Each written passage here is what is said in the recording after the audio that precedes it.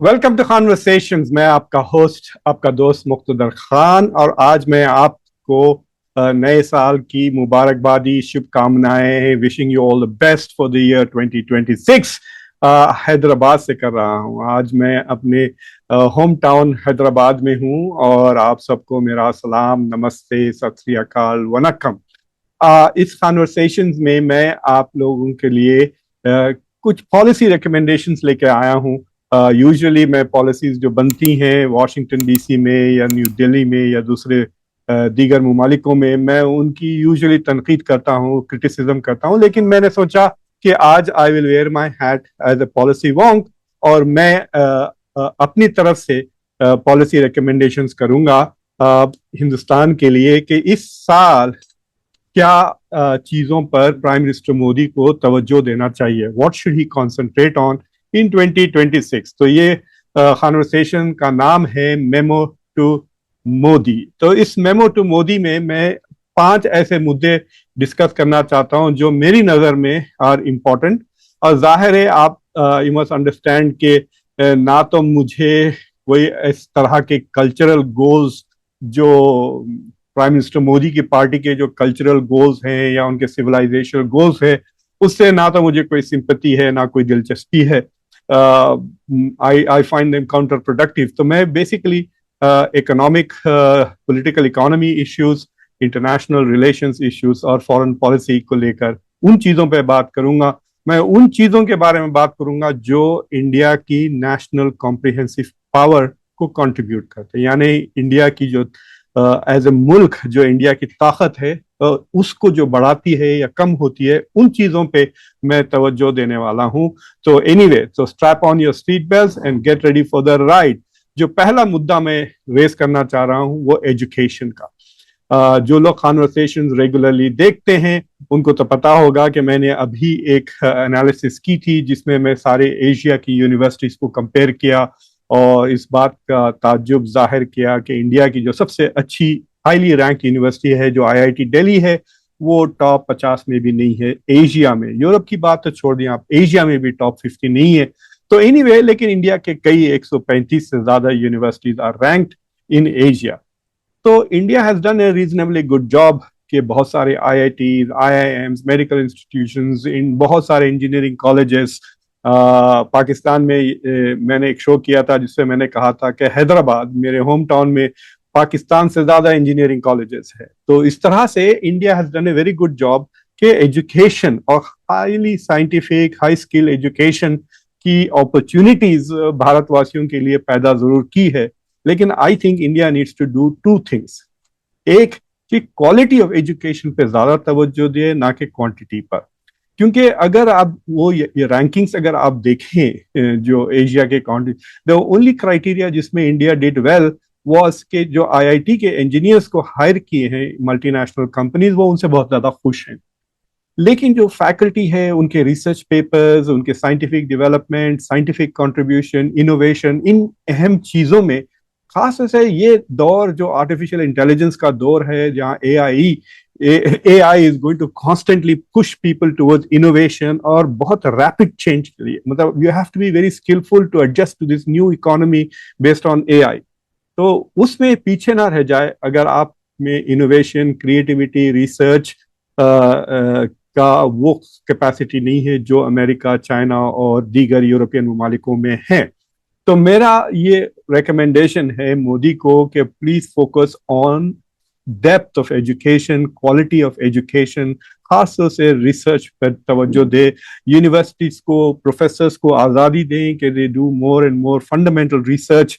उसके लिए फंडिंग भी पैदा करें। पार्टनरशिप जो दूसरे मुल्कों से करते हैं, हम यही कहते हैं कि भाई हमारे स्टूडेंट्स को आप वीज़ा दें, हमारे एम्प्लॉयज़ को वीज़ा दें, but I think they should also emphasize के जॉइंट रिसर्च के लिए के अपॉर्चुनिटीज क्रिएट करें कि अमेरिका से इंडिया को प्रोफेसर्स आए, इंडिया से अमेरिका और दूसरे ममालिकों, चाइना, एशिया में भी, Japan, south Korea, Taiwan, Singapore, Hong Kong, इस तरह मुल्कों के साथ बहुत ज्यादा कंसंट्रेशन करें कि दी स्टूडेंट्स, खासतौर से स्कॉलर्स कैन डू रिसर्च। और ये स्टेम की हद तक ना रखें, social sciences, history, political science, management वगैरह में भी फोकस्ड है। इंडिया की काफी स्ट्रेंथ है मैनेजमेंट में, so India can actually also help other countries in developing. लेकिन रिसर्च में फिर भी India is behind. So first step ये है एजुकेशन के बारे में कि increase the depth and quality of education. और ये जो नेशनल एजुकेशन पॉलिसी इंडिया बनाती है, कभी कभी 5-5 साल में एक बार, 10-10 साल, मेरा सजेशन ये है कि हर 2 साल को बनाए, have a new national education policy हर 2 साल को। क्योंकि जो तब्दीलियां आने वाली हैं एजुकेशन सिस्टम में बिकॉज ऑफ एआई इनोवेशन, आपकी हर पॉलिसी को वो चंद महीनों के अंदर इररेलेवेंट कर देंगी, because we are not able to imagine कि द नियर फ्यूचर कैसा होगा because of the technological pace, जिस तेजी से तब्दीलियां आने वाली है, चेंज, हम उसको एंटिसिपेट और इमेजिन नहीं कर सकते। इसलिए पॉलिसी को बार बार बनाते रहना पड़ेगा। अभी जो 2020 की जो नेशनल एजुकेशन पॉलिसी थी, उसके 2 मेजर फोकसेस हैं जो I think are not good idea. एक तो प्राइवेटाइजेशन ऑफ एजुकेशन, और जो दूसरा है वो एसेंशियली इंडियनाइजेशन ऑफ नॉलेज। देखिए, ये कल्चरल एजेंडाज आप इलेक्शन के लिए रखें, मुल्क को ना डुबा दें, कि पुरानी चीजें पे तवज्जो दें, 5,000 साल की तारीख को दोहराते रहें। वो पढ़ लें आप वीकेंड्स पे घर पर, but keep it out of the office, keep it out of the labs, keep it out of the laboratories, libraries वगैरह, वरना पीछे रह जाएंगे। एंड एक बार पीछे हो गया तो like I said, you will fall behind faster because of the speed of change. एक एजुकेशन को लेकर सजेशन ये है कि ड्रॉप आउट रेट्स में देख रहा था, खास तौर से वल्नरेबल कम्युनिटीज में बहुत ज्यादा है, 8वीं जमात के बाद, 10वीं जमात के बाद, 12वीं जमात के बाद। तो so after intermediate, after matriculation, after middle school, तो यहाँ पे कुछ मेजर इंटरवेंशंस की जरूरत है। और इसमें स्टेट्स को एंकरेज करें, फेडरल फंडिंग दें, इंसेंटिव्स दें, कि वो मेक श्योर के जो ड्रॉप आउट रेट है वो गिर जाए, स्पेशली अमंग जो बैकवर्ड कम्युनिटीज हैं, traditionally, whether it is backward, ST, SC, या इवन मुस्लिम माइनॉरिटी कम्युनिटीज, इनमें जो ड्रॉप आउट रेट है उसको कम करने की कोशिश करें। एंड मेक श्योर कि the education qualification are depth है, कि इतना अच्छा आप हाई स्कूल का एजुकेशन दें कि उसके बेसिस पे लोगों को अच्छे जॉब्स मिल सके। सो this is my first basically memo, कि नेशनल एजुकेशन पॉलिसी हर 2 साल में गाए, focus more on education, quality, innovation, research. जो दूसरा में रिकमेंडेशन है वो है on rebalancing policies with great powers, यानी जो अमेरिका के तरफ फॉरेन पॉलिसी है और खासतौर से चाइना, इनको फिर से दोबारा सोचने की जरूरत है। देखिए, India seems to be thinking कि या तो हम चाइना के राइजिंग पावर को बैलेंस करने अमेरिका के साथ हो लेंगे, या फिर अब डोनाल्ड ट्रंप के साथ ताल्लुकात खराब होने की वजह से, खासतौर से जो 50% टैरिफ लगा दिया है, फिर उसके बाद जो दूसरे सिक्योरिटी रिलेटेड इश्यूज, क्वाड की अहमियत कम हो गई है, तो इन सारी चीजों को बैलेंस करने के लिए फिर हम चाइना और रशिया की तरफ दौड़ रहे हैं। India should not adopt those policies. ये जस्ट घड़ी में तोला घड़ी में माशा, कभी अमेरिका के साथ कभी चाइना के साथ, ये डिपेंडेंसी है। ये this is not strategic autonomy. अगर इंडिया स्ट्रेटेजिक ऑटोनॉमी अगर बनाना चाह रहे तो इंडिया बना ले पॉलिसी जो वो अपने ही बलबूते पे try to increase national capacity और नेशनल इंटरेस्ट को बचा के रखें। ये नहीं कि नेशनल इंटरेस्ट को तोड़ मरोड़ दें to adjust to the powers of the great powers. मैं आपको साफ कह दूंगा कि यस, इंडिया फायदा उठा सकता है अमेरिका के साथ ताल्लुकात, लेकिन इस हद तक नहीं कि America will become some kind of a vehicle for India's growth. और चाइना के साथ भी India can have good relations, और वो एक हद तक सीमित है क्योंकि चाइना बहुत ज्यादा अग्रेसिव हो रहा है। So India has to really think this. इसके बारे में हम तफसीलन आगे बात करेंगे कि फॉरेन पॉलिसी में क्या होगा, but running from pillar to post is not a good idea. और याद रखें कि फॉरेन पॉलिसी नेशनल इंटरेस्ट से ताल्लुक रखती है, और नेशनल इंटरेस्ट सारे भारतवासियों का नेशनल इंटरेस्ट है। ये नहीं कि एक पर्टिकुलर पार्टी या एक पर्टिकुलर इंडिविजुअल को आप प्रमोट करने में लग जाएं। सारे नेशनल इंस्टीट्यूशंस या ministry of external affairs, foreign minister, सारे एम्बेसीज बस एक ही शख्स को प्रमोट करने में लग जाएं और मुल्क को भूल जाएं। I think that reprioritisation of Indian foreign policy की बहुत जरूरत है, क्योंकि ऑपरेशन सिंदूर के बाद से जो डिप्लोमेटिक फेलियर्स हुए हैं इंडिया के लिए they are a definite setback. अगर आप 2026 में अगर मुझसे पूछें कि 2025 में इंडिया के लिए सबसे बड़ा सेटबैक क्या होगा, तो टेस्ट क्रिकेट के डिफीट्स के अलावा I think the biggest setback इसके इंडिया की जो ग्लोबल स्टैचर है वो डेफिनेटली कम हुआ है ऑपरेशन सिंदूर के बारे में, because India is trying to safeguard many things. तो focus on promoting the national interest, इसको कल्चरल इंटरेस्ट या एक पार्टी या एक शख्स की इंटरेस्ट में ना करे। जहां तक डोनाल्ड ट्रंप का सवाल है, India has to focus on basically weathering. बहुत अनयूजुअल मोमेंट है ये हिस्ट्री में अमेरिका के। जो लोग आएंगे, मैं आपको बताऊंगा, डोनाल्ड ट्रंप की तरह नहीं होंगे, लेकिन जो पॉलिसीज वो बना के जाएंगे वो पॉलिसीज बहुत कम रिवर्स होंगे कोई भी प्रेसिडेंट बने 2028 में।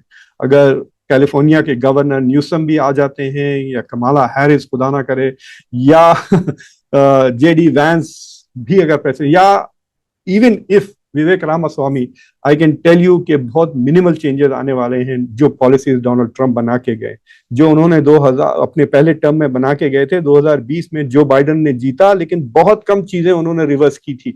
सिर्फ मतलब ही went back to the Paris accords, फिर यूरोप की ज्यादा खिदमत करने में लग गए थे Joe Biden, but there will be very little change. तो इंडिया की जो एडजस्टमेंट जो करेंगे अपने फॉरेन पॉलिसी में अमेरिका को लेकर खास तौर पर, should not make India more dependent on China या रशिया। तो ये मौका है कि अमेरिका ने धुतकार दिया, तो this is an opportunity to India to become totally independent of great powers. So this is an opportunity, तो इस पे जरा तवज्जो करें। ये मेरी सेकंड मेमो है। जो मेरा थर्ड मुद्दा है वो बांग्लादेश को लेकर है। देखिए, आप लोगों को तो पता है कि इंडिया टॉक्स अबाउट 2.5 फ्रंट्स की डॉक्ट्रिन है इंडिया की, कि भाई हमको अगर खुदा ना खास्ता ऐसा मौका आए कि हमको एक ही वक्त में पाकिस्तान के साथ भी लड़ना पड़े, चाइना के साथ भी लड़ना पड़े, और जो इंसर्जेंसीज है इंडिया में नॉर्थ ईस्ट में और कश्मीर में, ये हाफ फ्रंट है, 2.5, because the challenge is internal. तो 2 एक्सटर्नल और एक हाफ इंटरनल है। So India has been working with 2.5 front doctrine है ये इंडिया के। तो India wants to be prepared कि ये 3 जंग लड़े एट वन टाइम, पाकिस्तान से ऑन द वेस्ट, चाइना से इन द नॉर्थ ईस्ट, और मतलब नॉर्थ एंड नॉर्थ ईस्ट, और फिर जो इंटरनल चैलेंजेस है उनके साथ। अगर India does not fix and repair उसकी बांग्लादेश के साथ जो ताल्लुकात है, अगर उसको फिक्स और रिपेयर ना कर सके, तो इंडिया का चैलेंज विल बिकम 3.5 फ्रंट्स। ये एक वक्त ऐसा ना आए कि India has to face Pakistan, Bangladesh, China and domestic insurgency.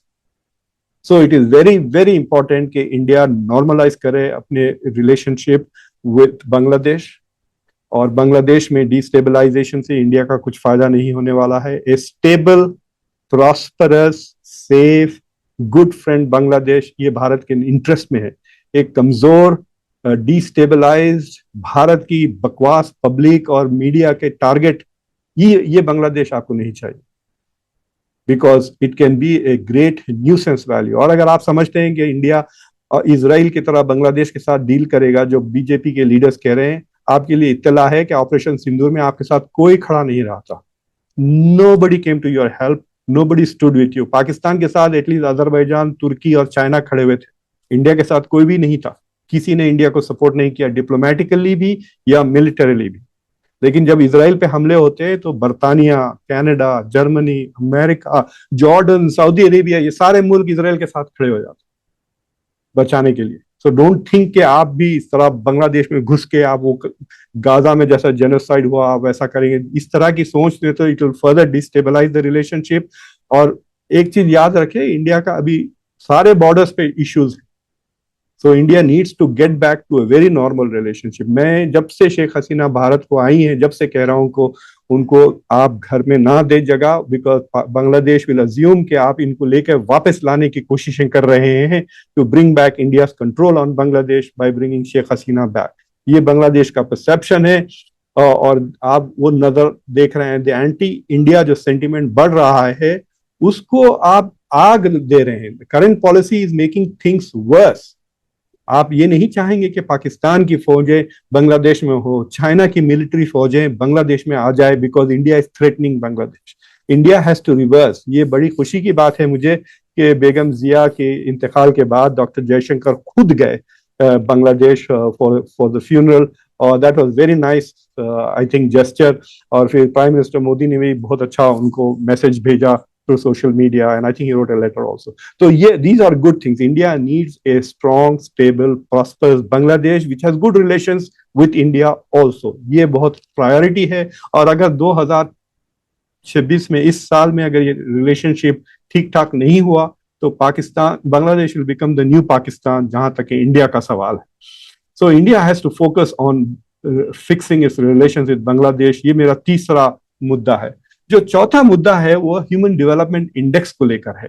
देखिए, भारत में बहुत चर्चा है कि India has become the fourth biggest economy, Japan को ओवरटेक कर लिया है हमने, और बहुत तरक्की कर ली। तो एक ही इंडिकेटर की बात कर रहे हैं जीडीपी को लेकर। It is not a good indicator, क्योंकि जापान की आबादी सिर्फ 1250 करोड़ है और भारत की आबादी तकरीबन 150 करोड़ है। यानी आप जापान से 12 गुना बड़े हैं। आपका पॉपुलेशन जापान से 12 गुना ज्यादा है और आपकी जीडीपी जरा सा ज्यादा है जापान से। That is not an achievement. It is like saying कि आप 12 लोग मिलकर 100 रुपए बना रहे हैं और मैं अकेला 99 बना रहा हूं, और आप ये समझ रहे हैं कि आप 12 लोग मुझसे ज्यादा अमीर हो। नहीं, यू नॉट। तो ये जो जीडीपी का इसलिए फोकस है because India population is so big. अगर इंडिया का पॉपुलेशन 100 मिलियन से बढ़ जाता है, जो बढ़ जाएगा चंद महीनों में, और अगर वो 5,000 रुपए भी अगर वो कमाते हैं पर मंथ, तो इंडिया की जीडीपी माइट ओवरटेक जर्मनी। तो उससे कोई बड़ी बात नहीं है कि आपके पास 100 मिलियन लोग हैं जो 5,000 रुपए कमाते हैं। That's not an achievement. वो $800 है, वो बिहार की तरह हो जाएंगे। So this is an important thing. What India needs to focus is, it is important कि इंडिया की पब्लिक, इंडिया के पॉलिसी मेकर्स, इंडिया के मीडिया पीपल, इंडिया के जो कमेंटेटर्स हैं, economist, focus on something called HDI, human development index. ये अमर्त्य सेन और एक पाकिस्तानी इकोनॉमिस्ट मिलके यूएन के लिए बनाए थे।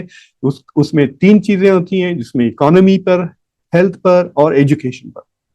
ये तीनों चीजों पे they dependent, they adjust for purchasing power parity. लेकिन ये 3 मुद्दों पे क्या आपकी क्वालिटी ऑफ लाइफ पे फोकस करें कि आप चाहते हैं कि आपके citizens live a safe life, live a healthy life and live a knowledgeable life. Knowledge के बगैर आदमी की जिंदगी में मजा नहीं आता। If you are ignorant you may be happy but life is without meaning. तो अगर जिंदगी में माने आने चाहिए, it comes from thoughtfulness, from consciousness, primarily from education. तो इन चीजों पे फोकस करना चाहिए, नॉट ऑन जस्ट जीडीपी। क्योंकि currently it is suiting the BJP party, तो वो उसकी चर्चा मुसलसिल कर रहे हैं, लेकिन डेवलपमेंट की इंडेक्स पे ज्यादा फोकस नहीं है। So I think India has to focus on human development index. जो नेशनल एजुकेशन पॉलिसी की मैं रिकमेंडेशन कर रहा हूँ, उसका गोल ही वो बनाना चाहिए to improve the HDI ranking. फिल वक्त इंडिया की HDI रैंकिंग बिल्कुल बांग्लादेश के बराबर है। दोनों 119, 120 है दुनिया। यानी दुनिया में 100 से ज्यादा ऐसे मुल्क हैं जहां के citizens are living a better life than Indians.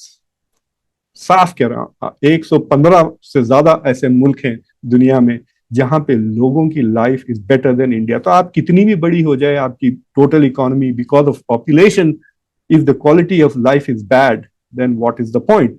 So they need to rebalance or refocus this attention on improving HDI. और जाहिर है इस पे फोकस नहीं होगा because that doesn't look good. आपको क्या कहेंगे प्राइम मिनिस्टर मोदी? हमारा गोल है कि 120 से हम आइंदा 5 साल में 100 हो जाएं in the quality of life. So he doesn't want to say that. लेकिन 4 से 3 हो जाएं sounds very good. तो इसलिए वो जीडीपी पे फोकस करते हैं। That is the last thing to focus on. और मेरा आखिरी मुद्दा और आखिरी इश्यू, पॉलिसी रिकमेंडेशन जो है, वो है, उसको मैं पता नहीं हिंदी उर्दू में कैसा कहूं, इंग्लिश में कहूंगा कि restore the legitimacy of India's democratic institutions. अब उसको मैं कोशिश करूंगा तर्जुमा करने की कि भारत के जो इदारे हैं जिससे डेमोक्रेसी मजबूत होती है, independent judiciary, independent media, election commission वगैरह, तो ये जो इदारे हैं जो डेटा कलेक्ट करते हैं, इकोनॉमिक पॉलिसी सेंटर्स वगैरह, इनकी जो क्रेडिबिलिटी है वो कॉम्प्रोमाइज हो गई है। तो जो एक्सपर्ट्स हैं दुनिया में सब ये समझ रहे हैं कि भारत सरकार इन सारे इदारों से, जिनकी आज़ादी is very important कि भारत का लोकतंत्र मजबूत रहे। अगर ये इदारे कमजोर हो जाते हैं या वही चीजें करते हैं जो सरकार उनको डिक्टेट करती है, then they are giving wrong information, they are doing wrong thing, जिससे भारत का नेशनल इंटरेस्ट कॉम्प्रोमाइज होगा। एक पार्टी का इंटरेस्ट शायद बेहतर हो जाए, वो इलेक्शन जीतते रहेगी, लेकिन मुल्क डूबते रहेगा। तो जो इंस्टीट्यूशन, मिसाल के तौर पे जो डेटा आ रहे हैं, अब आईएमएफ ने इंडिया को सी ग्रेड दे दिया, तो उससे सिग्नल ये है कि इंडिया जो डेटा दे रहा है जीडीपी को भी लेकर, इट इज नॉट रिलायबल। खुशखबरी यह है कि इंडिया हैज एक्नॉलेज दैट और कहा कि नहीं, हम चेंज कर देंगे, हम डेटा चेंज करके will try to provide better data. लेकिन क्या अगर वो बेटर डेटा देने के बाद पता चलता है कि India is not the fourth biggest, not even the fifth, is the fifth biggest economy, third तो दूर की बात है, तो will the government make the changes? तो ये सीरियस सवाल है। जो अनएम्प्लॉयमेंट है, जो इन्फ्लेशन है, उसका क्या असर हो रहा है इकोनॉमी में, इस तरह का डेटा हमारे पास नहीं है। तो ये एक चीज रिस्टोर करना चाहिए। ये जो इल्जामात लग रहे हैं कि देयर इज वोट चोरी वगैरह, उसकी ट्रांसपेरेंसी नहीं है। और जिस तरह से इलेक्शन कमीशन कॉन्स्टेंटली जवाब देता है, it looks as if it is combative, मतलब वो एक पॉलिटिकल प्लेयर की तरह आ रहा है मैदान में, rather than an independent institution जिसका बहुत महत्वपूर्ण एक अमानत है elections, which it has to conduct in a fair way. तो ट्रांसपेरेंट हो जाए और क्लैरिफाई करें अपनी रिकमेंडेशन और रेस्टोर करें अपनी क्रेडिबिलिटी।